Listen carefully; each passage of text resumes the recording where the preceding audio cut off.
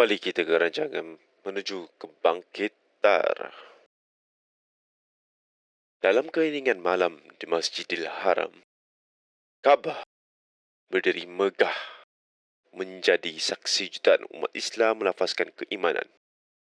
Di sudut timur lautnya terdapat rukun Iraki, penuh makna, ketuhanan dan sejarah. Rukun Iraki dinamakan negara Irak, melambangkan kekuatan dan keteguhan iman.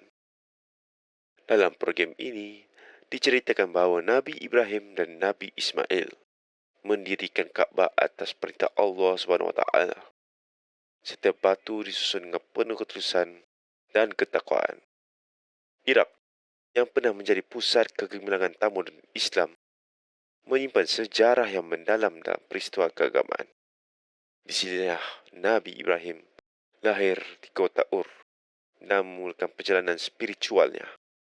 Kota ini saksi kepada kisah penentangan baginda terhadap penyembahan berhala yang dipraktikkan oleh kaumnya.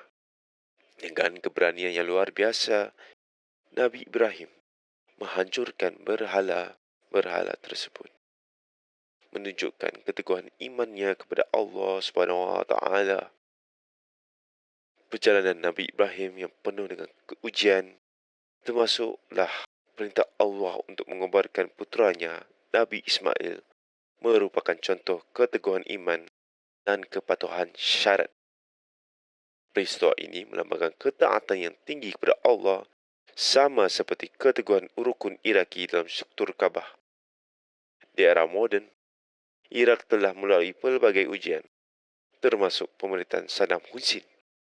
Saddam memerintah dengan tangan besi, menyebabkan penderitaan besar kepada rakyat Irak. Namun seperti rukun Iraki yang teguh, rakyat Irak menunjukkan ketabahan dan kekuatan meskipun diuji dengan kesukaran. Rukun Iraki bukan hanya sudut Kaabah, tetapi simbol keteguhan dan perjuangan, mengingatkan kita kepada sejarah agung para nabi dan ujian-ujian yang besar dihadapi oleh rakyat Irak. Semoga rukun Iraki menjadi inspirasi, kekuatan dalam menghadapi setiap ujian kehidupan dengan penuh keimanan dan kepatuhan kepada Allah.